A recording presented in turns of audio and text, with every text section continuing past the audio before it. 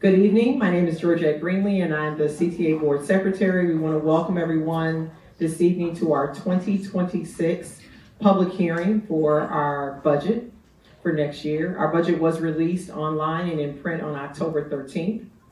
And this evening's forum is for the purposes of you making your voice heard and us listening. Each speaker will have 3 minutes to speak. We do have a number who pre-registered. We have some who will be calling in and who we will allow to speak via phone. We do have, for those who are in need, our sign language interpreters who are on the screens. And we also have Marlene Garcia, our Spanish language interpreter, for anyone who is in need. At this point, I'm going to turn the microphone over to the chairman of the board, Mr. Lester Barclay. Thank you, Ms. Greenlee. Good evening. I'm Lester Barclay, chairman of the Chicago Transit Board. Welcome and thank you for participating in our annual public hearing on the CTA's proposed budget. I would like to introduce those in attendance today, both in person and remotely. Seated with me is Vice Chair Bernard Jakes, Director Rosa Ortiz,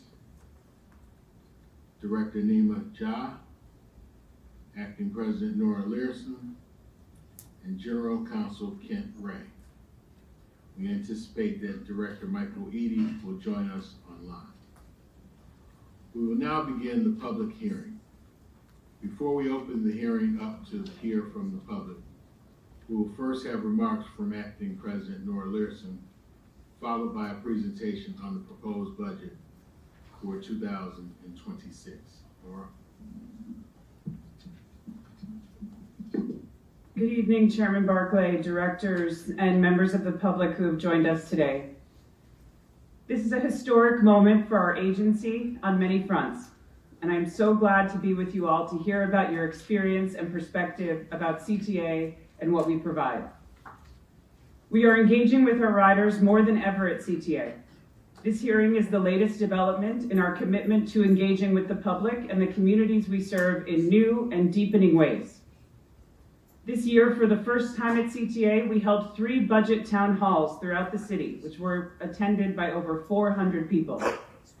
Over 6,000 people have completed our virtual budget survey. Leading up to this effort, we held 18 never-before-held events called CTA Chats throughout the system to connect with riders and hear about their experience. As a part of those events, we connected with over 2,000 riders in person and collected comments from over 1,000 others. This response has been tremendous, and throughout my time in Springfield meeting with legislators over several months, I have placed that feedback front and center as we advocated for funding for transit. We know that riders value service reliability and frequency, safety and cleanliness, and our actions and investments should be a direct response to what we hear from you. All of this feedback helped to inform a complex budget season for us, one in which we created 3 budgets to prepare for several potential legislative outcomes. We are incredibly grateful that with the passage of transit legislation in Springfield last week, CTA will receive a transformational level of funding. And this means we can now plan for just one outcome, one in which we grow and thrive. As I have been repeating over the past several days, there will be no service cuts. There will be no layoffs. And in fact, CTA will grow.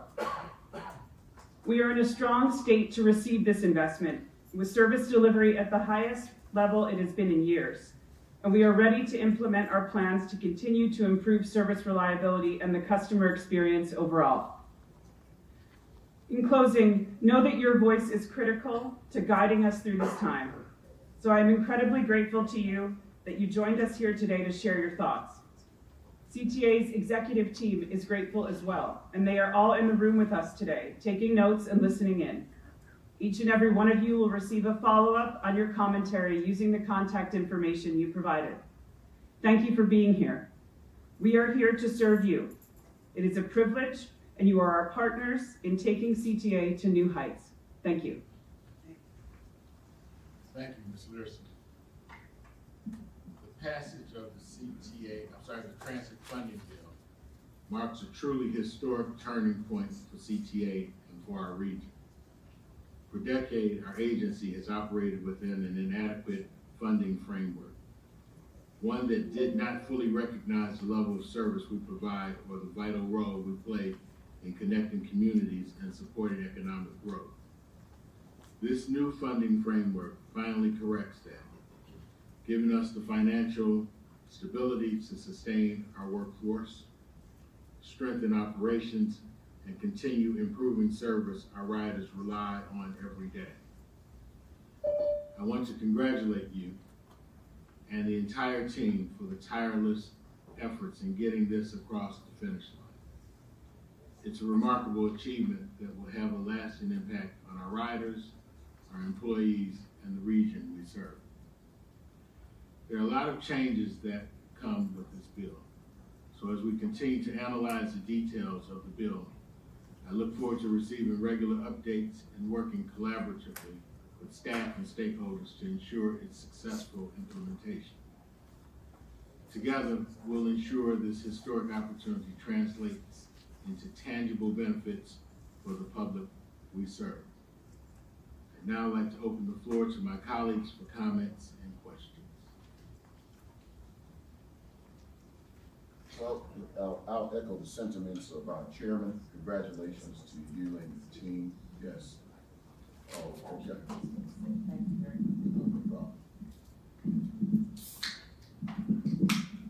Just saying, echoing the sentiments of our chair to acting president Nora and the team. You stayed the course, and it is a joy to know that we, as a team, do not have to deal with service cuts, nor do we have to deal with employees being laid off. We do know, however, there are some things that still need to be done. So we're not ignoring those things. Right now, we're going to celebrate the win that Springfield has done what they need to do so that we can continue doing what we need to do. And again, I have to reiterate that it's not that we're going to ignore other things. There are a lot of other things that we have been talking about all year, for the past couple of years. But for this moment, congratulations on what you've done.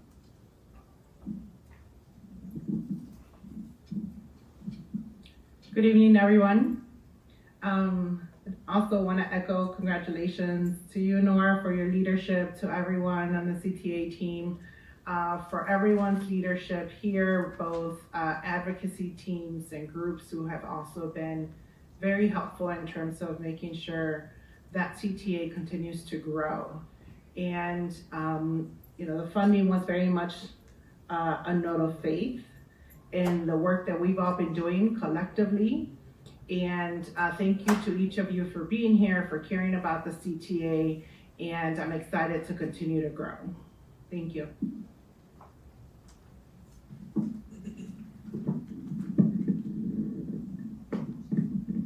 My apologies to the board and to you. This is a public meeting, and we are required under the Open Meetings Act to broadcast this meeting live. We have been informed that there is something going on that is not correct with our audio and that the public cannot hear. We're working to correct the situation. As soon as it is corrected, we will be able to resume. Thanks everybody for being here today. Congratulations to the team. All I would say is looking forward to seeing the presentation from Tom and sharing that with you all. And we'll be listening. So if there's anything we need to take back, that's why we're here. So thank you.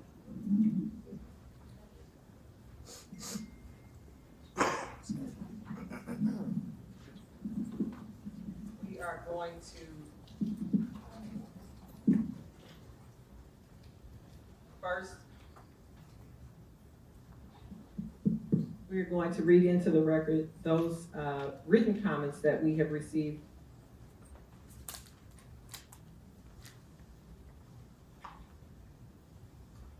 Actually, what we're going to first do is call up our first public comment speaker.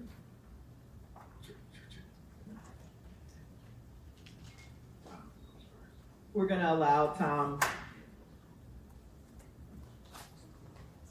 We're going to allow our CFO to come and make his presentation.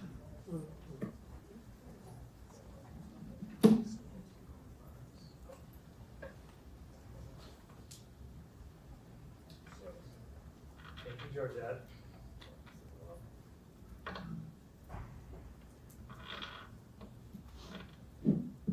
Members of the board, Chairman, Acting President Learson, thank you.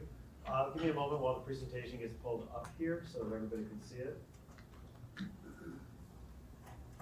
Okay, so I'm Tom McCone, Chief Financial Officer for Chicago Transit Authority, and what I'd like to do is give you an overview of the operating budget and the proposed 5-year capital improvement program.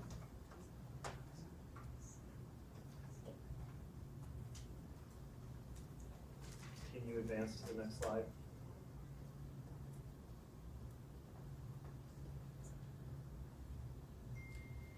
Okay, so the headline, as you all know, is that the budget crisis is over. There will be no layoffs and no service cuts contained in this budget. We went into an unprecedented year not knowing the levels of public funding that would be available to us, and so we had to approach this budget season in a very different manner, and we are very glad to be where we're at fiscally, and the fact that we will not have to adopt a budget that includes layoffs and service cuts. So how do we get here? A little bit of a more detailed overview in terms of where we're at in our budget calendar. So first of all, as Acting President Learson mentioned, this was an unprecedented year in the fact that we actually had a level of outreach that we don't typically do in advance of releasing the budget because of the multiple different scenarios that we were facing. So we made efforts starting this summer to listen to riders and constituents, beginning with our CTA chats program at our various rail stations and bus terminals. And then we held budget town halls throughout the month of September to take input from riders and constituents as well, along with having a joint session of our ADA and Citizens Advisory Board meeting, all in advance of releasing the budgets on October 13th. On October 13th, we actually released multiple budget scenarios based on the input that we heard from those constituents and riders, and some of the uncertainty that we were facing with the levels of public funding that would be available to us. Less than a week ago, that transit funding legislation passed. We are here today having the required public hearing in advance of the board considering the budget that we're going to bring forward. Tomorrow, the RTA board meeting, again, it's something that doesn't typically happen, is meeting to update the public funding marks and reflect the minimum levels of funding that are necessary to avoid the fiscal cliff that we were facing. On November 10th, we'll have a required presentation at the Cook County board meeting. And then on November 12th, the CTA board is going to meet to review and to vote on our budget. That budget is then due to the RTA on November 15th. We will be making a presentation to the RTA about our budget on the 20th, and they will consider our budget as part of the larger regional budget in December and taking action to approve that budget before the start of our fiscal year. Recognizing the multiple scenarios that we were facing this year, we released a budget that contained 3 different operating budgets. The first was the baseline operating budget that reflected service levels without additional investments, but maintaining the service that we had in 2025 and moving forward. That budget revealed a structural gap of approximately $451 million that was lowered with one-time sources, primarily our reserves, to $112 million.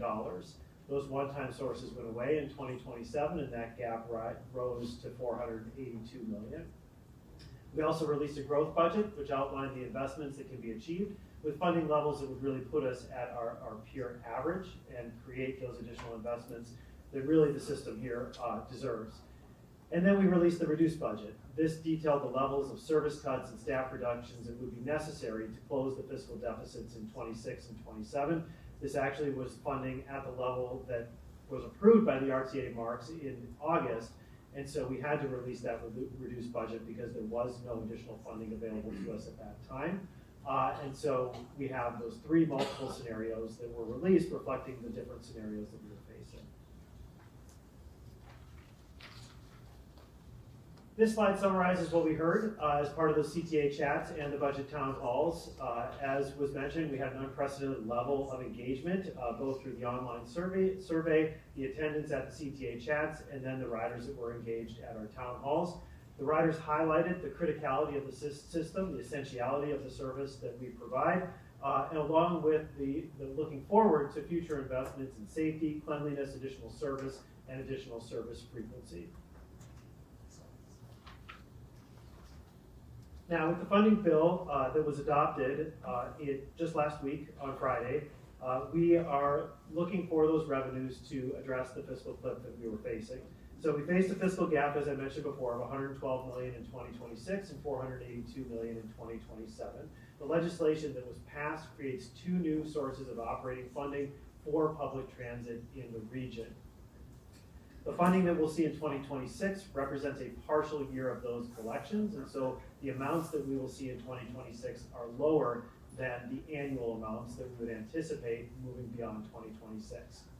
The two sources are the state gas tax revenues. The region is going to receive 85% of that allocation. This is projected to be to the region $365 million in 2026, and then in the range of $730 to $750 million thereafter to the region.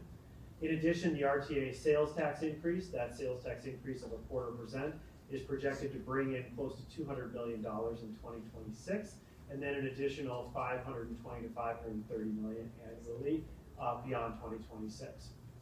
So for funding for 2026, the final funding levels for all the service boards, incorporating all these different funding levels, is still being determined. However, minimally, we are anticipating the funding that is going to address the fiscal cliff that we are facing. In addition, the transit legislation created a new capital source of funding for the region. This is the interest that is being earned on the transportation fund. 90% of this is going to the region for mass transit investment. That total amount is estimated to be about $180 million annually for the next 3 years. That allocation is expected later in 2026 to be incorporated into the capital budget. In addition, the transit funding legislation that passed eliminated the existing formula allocations for the existing funding sources beginning in 2027 and replaces that with an allocation based on service metrics. And as I mentioned before, the funding minimally addresses the projected regional fiscal cliff and provides additional funding for investing in our system. And as cannot be said often enough, right, this funding prevents any service cuts or related layoffs. So what's in the operating budget? The initial budget that we have, and this is the baseline budget that was released, is a level of investment that's $2.23 billion on our operating budget. The capital improvement program is unchanged from what was released on October 13th. That's at a level of $6.75 billion over the 5-year period. Ridership under the initial steady state scenario is projected to increase another 1.3% above our 2025 forecast.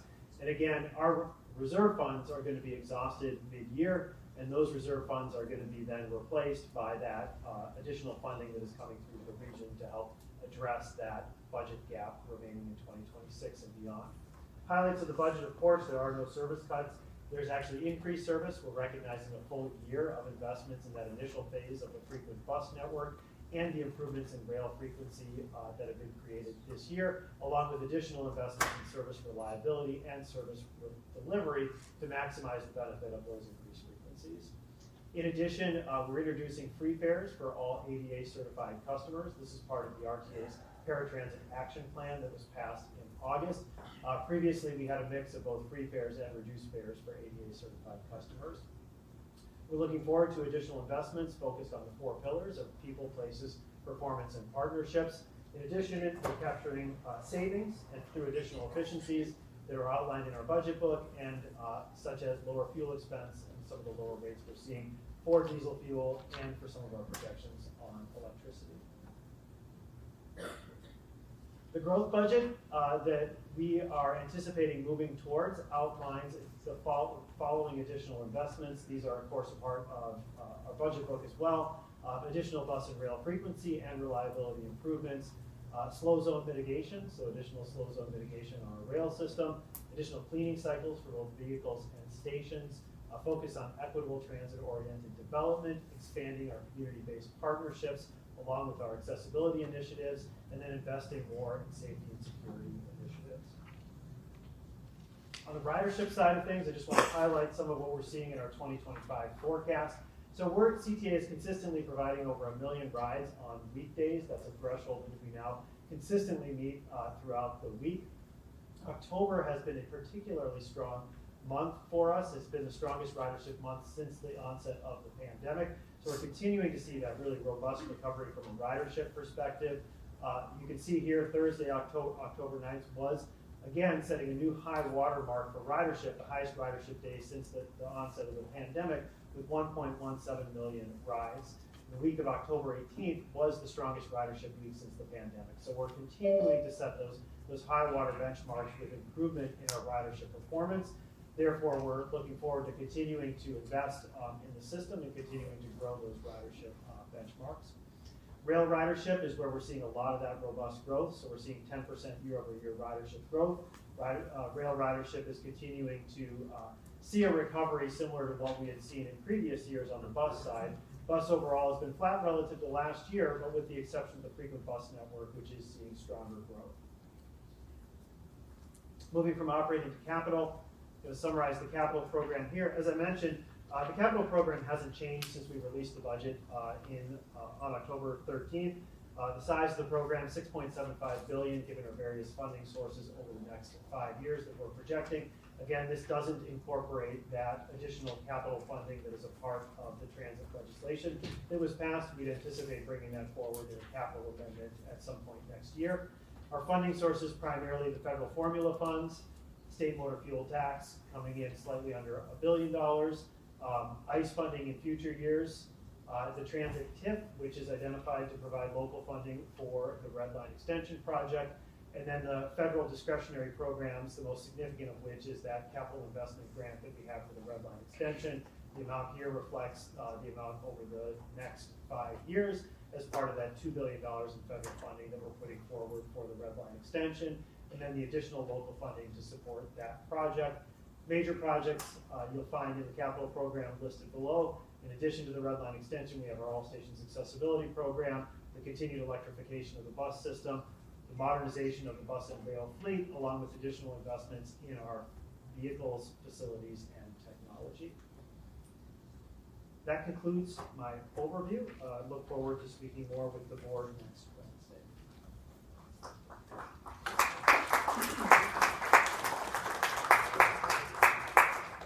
Thank you, Tom. We are going to read into the record the public comments that were sent by mail. Fred Wittenberg on October 18th, Brian Zaid on October 31st, Cassandra Rand, November 1st, Loyal CTA Rider, email Claire to you too, November 2nd, Daniel Gentle, October 29th, Sarah Fiorito, November 4th, Susan Adams, November 5th, Tiffany Meyer, November 5th, Elevated Chicago, signed by Emily Bloom, Carlin, Jackie Grimshaw, and Juan Sebastian Arias, November 5th, Brian Zaid, November 3rd, Brian Zaid, November 4th. The written comments of the individuals whose names I just read or organizations have all been provided to the members of the board for them to respond as they see fit.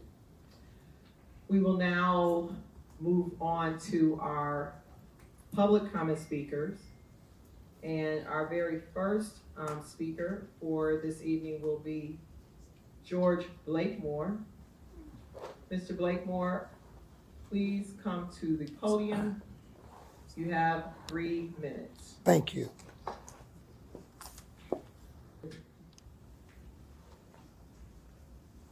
Artificial intelligence. When one rides public transportation, it's dangerous. You could be raped, you could be killed.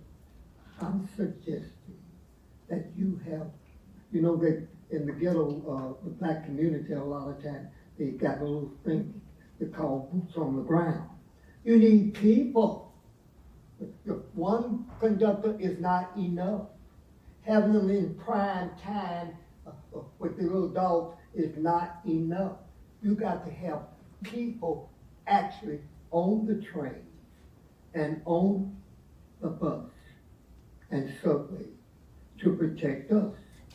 It used to be that they had several conductors, but people don't feel safe with public transportation. Public safety is the number one issue, and you're not bringing that up. Public safety! They have rape and killing and smoking drugs. It's just terrible. And killing.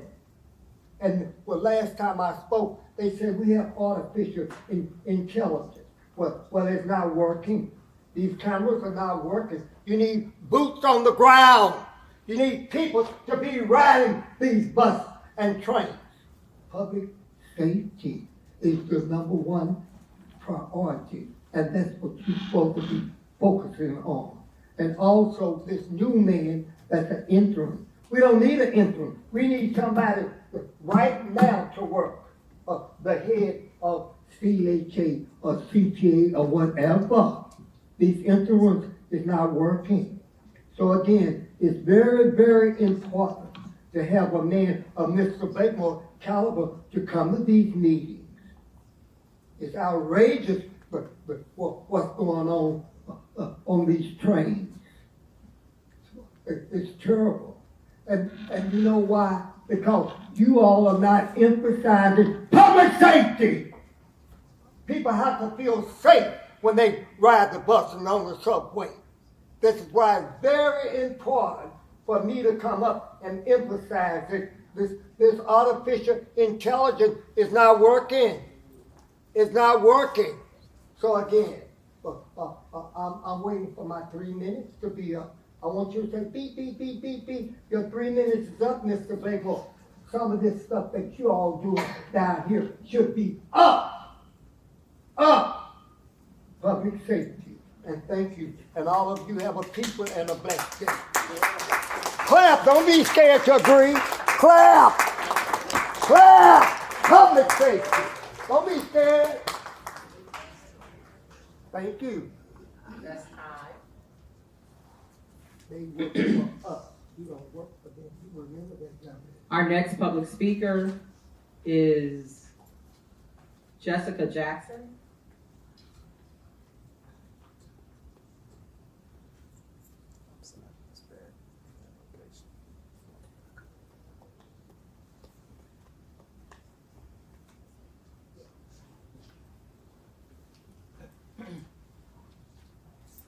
Good evening, you have 3 minutes. Good evening. Well, my issue pretty much is the same as Mr. Blakemore's, and that is the issue of public safety. And the fact that CTA, just like the other agencies and entities of the city of Chicago, was allowed to go all the way to the dirt, was allowed to just go under the ground with no concern of making the trains and the buses better. You all allowed it to become somewhere where homeless could sleep and live. Now all of a sudden, just like with everything else with Chicago, all of a sudden, with this influx of illegal immigrants, now you feel like you want to do something about it. Like how the schools have just gone down to nothing. But now all of a sudden, because of illegal immigrants, you want some money in the schools. Just like the neighborhoods on the south side and west side of Chicago, you all let it go all the way down to the ground. Now because of illegal immigrants, now you're talking about all this affordable housing. So whatever money that y'all got from Springfield, it's probably not gonna actually go to the betterment of the trains. It's gonna go to illegal immigrants.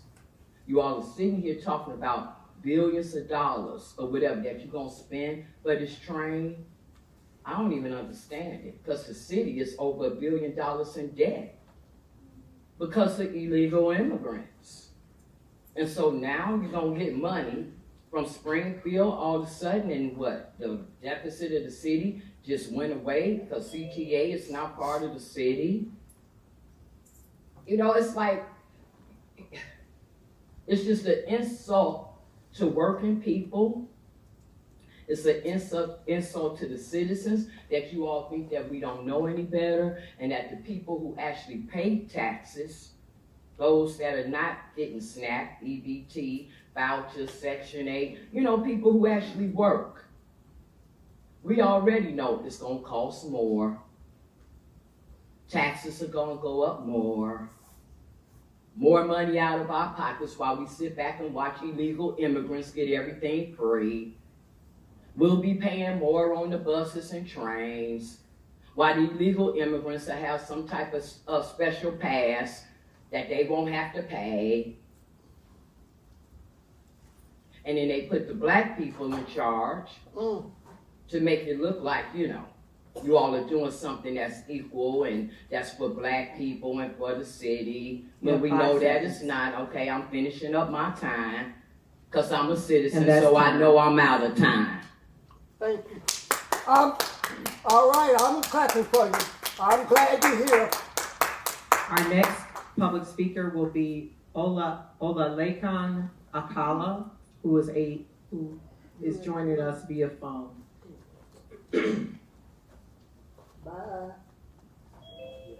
Bye-bye. Olaleka Akala, can you hear me? Oh, yeah, my coat. I don't ever pay enough coat. Thank you. Your time to speak begins now. You have 3 minutes.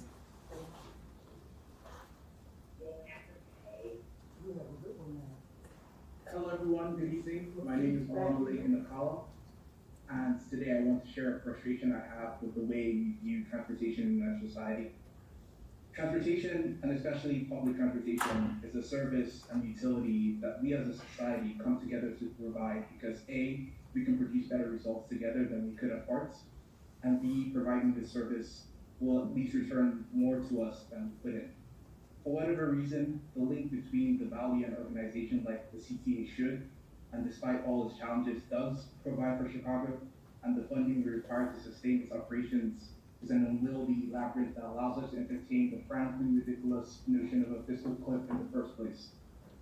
The value is there, people. It's there in the businesses we can support due to our structurally lower transportation costs. It's there in the people and activities we can reach and enjoy. It's there in the very fabric of the city, its buildings, its streets that would otherwise be impossible if we had to satisfy our transportation needs in other, less efficient ways. So let's tap into all that value. I appreciate the work done by the legislature in passing SB 2111 to at least prevent us from entering into an absurd world of service cuts. But we've again opted for a convoluted link between the value public transportation creates and the funding needed to do so. On a service level, I mean, there are so many reasons why, as a state, Illinois would want to reduce its VMT and its fuel consumption and adopt more sustainable modes of transportation. But now we have a direct link between, an unnecessary link between those goals and increasing public transportation that would otherwise accomplish those goals. So, I mean, I just want to ask our CTA leadership and elected officials, please treat this funding bill as the stopgap in an impossibly ridiculous situation that it is, and work towards a vision and solutions that actually sustainably fund and at least the operations of our beloved CTA. Thank you. Thank you. Our next public comment is Joseph Mueller.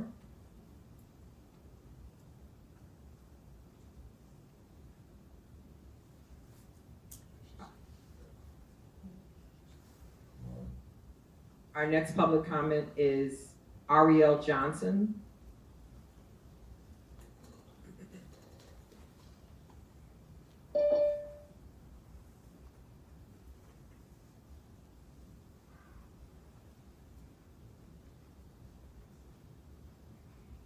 Good evening, you have 3 minutes.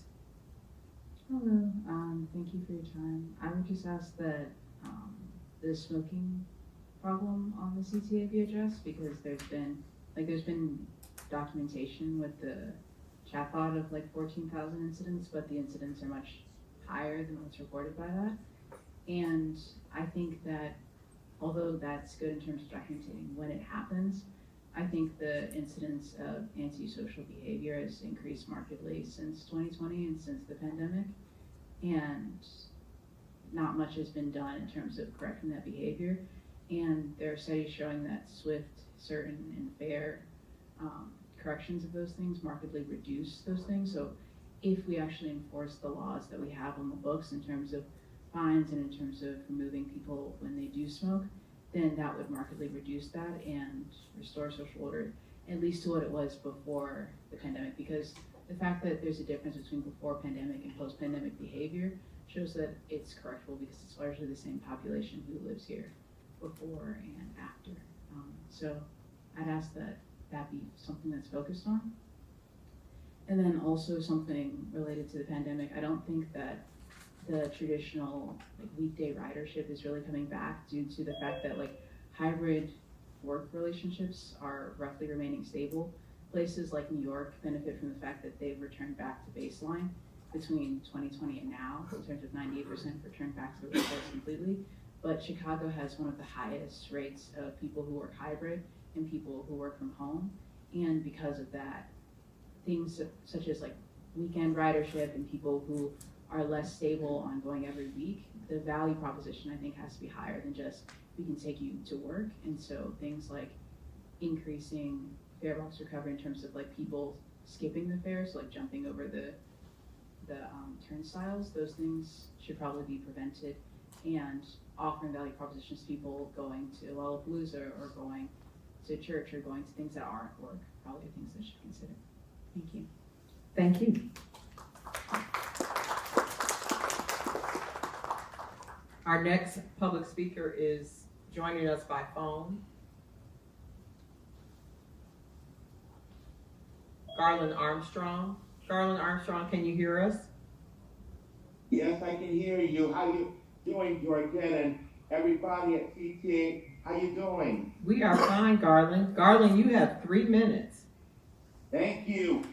Hi, everyone. It's Garland Armstrong, formerly of Elmwood Park in Des Plaines, now living in Des Moines, Iowa. I just wanted to give kudos to all of y'all from CTA to finally say, way to go about that transit funding bill, because it certainly was a deep concern for me and my wife, and we're both CTA riders, because of the draconian cuts that it was going to be happening. But at the last wire, but I want to give kudos to all of y'all, because you certainly did give the state lawmakers a taste of what is what, and they never experienced it for the first time, because they've never experienced riding on public transit, but you definitely showed them that what it is all about in the Chicagoland area. So I just wanted to say kudos to all of y'all and making sure that transit is the answer for CTA. And Acting Nora, I want to welcome you aboard for CTA. And you're definitely doing an awesome job making sure that people with technology need to understand, even though that they're not well prepared, but train them a lot for it. So want to say, way to go, and thank you for all of it, for everything what you have done. I'll be glad to answer any questions or comments if you have anything to say to me. Thank you very much, Garland. Great hearing from you. All right, and I'll be back in the Chicagoland area in April. As you know, you heard about the passing of my mother. Georgette spread around them so that I'll give you the date when it's going to be. So it's going to be so emotional for me, and since I don't have any parents anymore. So just want to say to all of y'all, thank you. You're in our prayers, Garland. Thank you.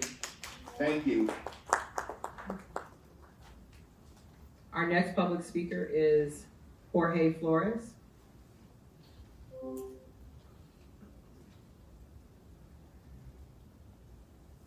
Our next public speaker is Sam Weiss.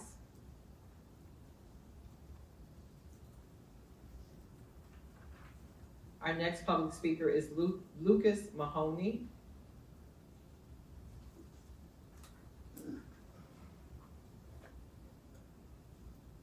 Our next public speaker is Christopher Ramos.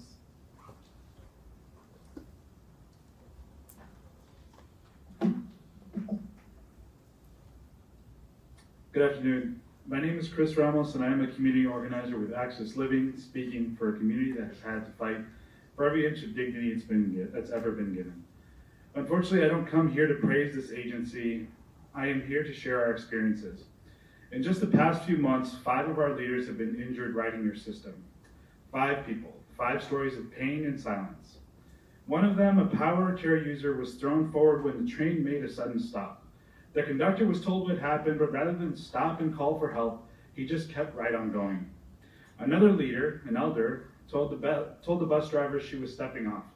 Before she could even move her walker, that bus pulled away and threw her to the ground, and she hit her head. No one followed up, no call, no care, no accountability. Now you can hold all the public hearings you want, but if the same injuries, the same neglect, the same excuses keep repeating, then what's really changing? Our people have gone down to Springfield not once, but time and again. This time to fight for the funding that keeps this very system alive. We've done our part, but now you want to raise fares by another quarter. A quarter out of the pockets of those who can least afford it, out of those who are already paying the price in pain and indignity.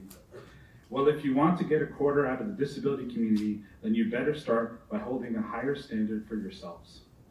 Show us that safety matters more than schedules. Show us that accountability matters more than public relations. Show us that the lives of riders with disabilities count just as much as anyone else's. Because this isn't charity. This is a public service.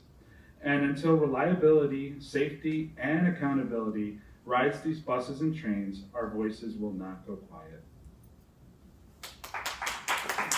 Thank you. Our next public speaker is Thomas Wilkins.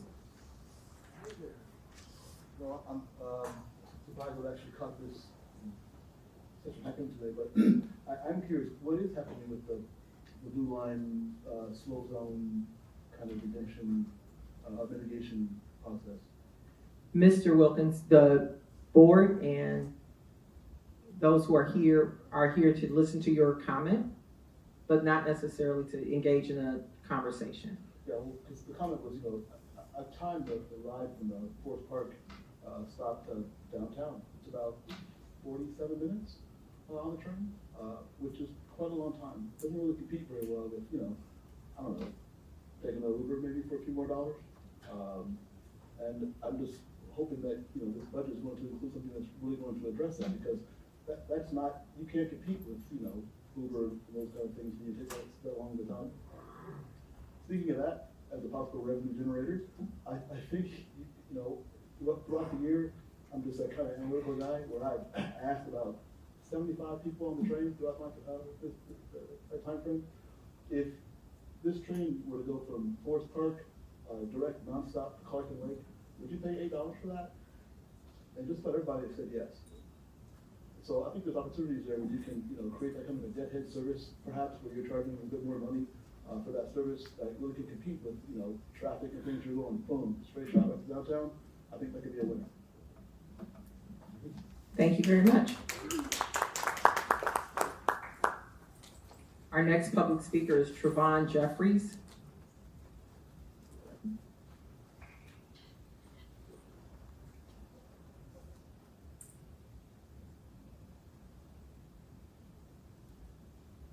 Is Trevon Jeffries still here?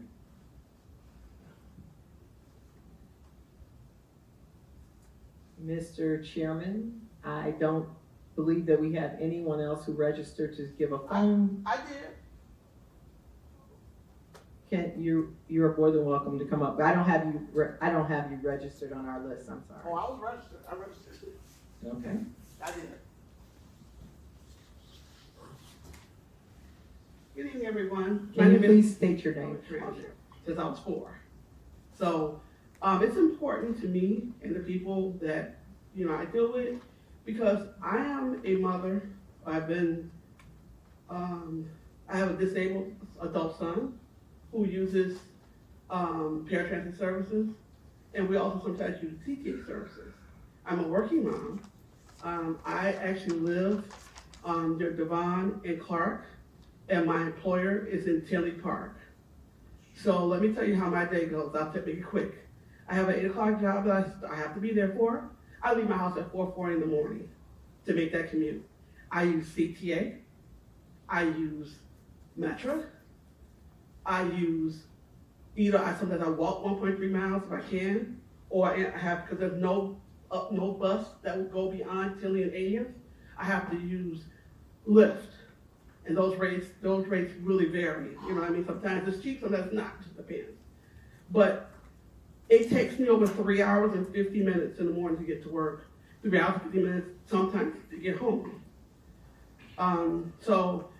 I say, like, when I heard about the cuts that were gonna happen, I panicked. Because if I didn't have, because I do pay, CT, all the stuff that you're talking about.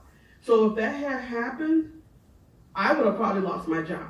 I don't work every day outside the house because I have a disabled son and my job has been kind to me, but I do have to go into the office 1 to 2 times a week. I have to go.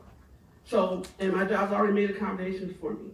So I am thankful that you all at the last minute have come up with with a budget that will, help those of us, So like me leaving in the morning, like at 4 something in the morning, that's still night service, right? So I was scared about losing 20, because you guys talk about 24-hour service at one point, that I was having a heart attack, because they were saying that buses weren't going to start till 6 in the morning. I would have lost my job for sure. So I am grateful today for that thing too. And another thing I want to say too is like I said, my son uses paratransit services, but sometimes we have to use a CTA, and he uses his wheelchair. And this is the truth. If someone could please look into, like when you have the chairs and you have to use those hooks to go onto the chairs, 99% of the time it does not work. I wound up, the bus driver will come over and help, they can't get it out. So sometimes they might use one little belt to go and I have to hold on to him for a trip. So I think that's something that really needs to be looked into. But I think overall, like, Teresa, that's time. Okay. Thank you very much. Thank you. Mary Sullivan. Yeah, I apologize, Georgia. No, it's not your fault, Mary. They didn't want you to send me downstairs. I don't have a fancy pizza, I'm sorry. That's okay, Mary. You have 3 minutes. Yeah, okay. Fine. I feel that the fare increases will hurt the disabled like the last few speakers had said. And I'm happy we got the bill from Springfield passed to avoid those doomsday service scenarios you guys were speaking about.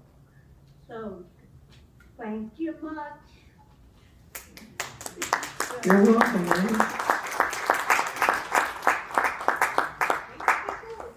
We have another public comment that we will make a copy of to give to all of the members of the board. Thank you, Mary. I hope you can wait my hand. We will do our best, Mary Sullivan. I think we'll be okay. Patrick Hughes.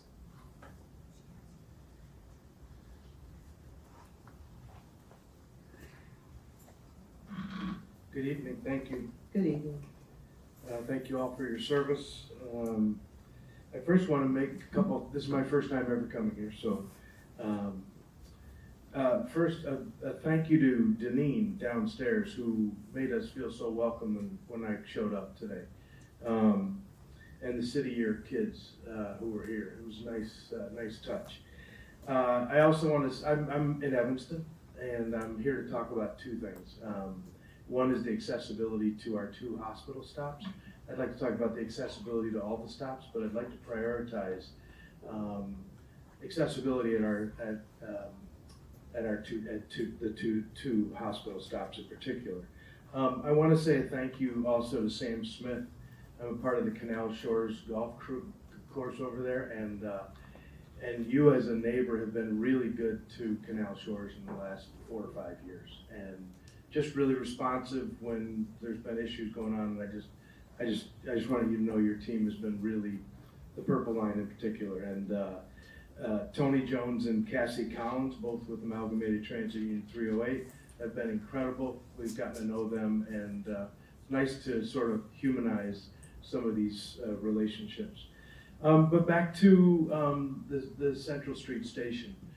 The Ryan family is committing $850 million for a new stadium, a new football stadium at Ryan Field. There's going to be concerts. It's going to be a lot of activity. I think I don't know the exact numbers, but I think it'll be somewhere in the $500,000 a year of people coming, and a lot of it they've reduced their parking, so they're going to be counting on public transportation. The hospital is estimated, they have 3,000 employees, and about 500,000 people a year go to the hospital, either as patients or as families visiting. So lots of traffic there, and it's right there at the stop, and it's totally inaccessible. In Canal Shores, they have 26,000 rounds of golf, and it's estimated that 250 of them come in from the city to play golf. So, and if you're carrying a golf bag, you probably don't need an elevator, but it might be nice sometimes. So it's just I don't know how you necessarily prioritize, but I would love to have a meeting with the hospital, the CTA, and either the Ryan family or Northwestern to deal with that. As you know, the Ryan family is a leader in our community on accessibility, and they're making it. Their goal is to make it the most accessible, visitable stadium in the world, and it would be a shame if people couldn't take the CTA to that game. So that's all I've got. And the second thing I just wanted to say is I'm working on getting kids into trades in our community in Evanston, and would love to. I met somebody tonight, but just wanted to put it to you all that we have a lot of cool, young, talented kids in Evanston who are looking to get into the trades, and would love to engage you on that. Thank you. Thanks for your service. Thank you. Sierra Heimbuck.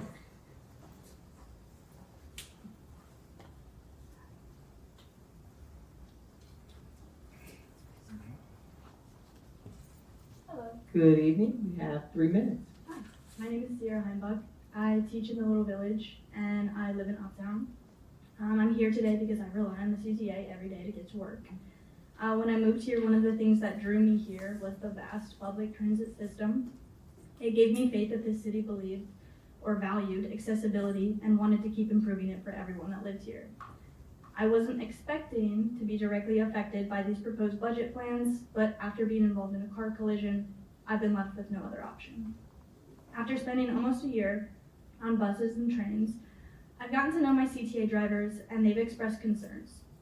They're under a lot of pressure to try and stay on schedule while dealing with delays and riders who simply cannot afford to pay the fare. If fare prices increase by 25 cents, $1, for me it's $10 a month, it will create more stress for drivers, more delays for riders, and more tension at every single stop. Personally, I've had to call my supervisors many times to say, I'll be running late due to these delays. It's embarrassing, it affects my professionalism, and it's simply out of my control. I'm not an expert in city planning or budgeting, but what I have learned from teaching is that we don't leave people stranded who have fewer advantages. We do our best to lift them up and give them the same opportunities as everyone else. My paycheck isn't increasing, but cost of living continues to rise. It may not seem like much is changing, but when everything is changing, it adds up. I'm asking that our city leaders stand up for the everyday people that keep this city running. Please protect affordable, accessible public transit so that all of us, teachers, students, and workers, can continue to get to where we're going. Thank you for your time. Thank you. Chris Ramos. Okay. Like they went the first time. I wasn't sure if I was registered. Got it. Thank you, Georgette. Since there are no further speakers, the public hearing is now closed. Thanks to all of you for participating this evening. Have a safe trip home. Thank you. Thank you.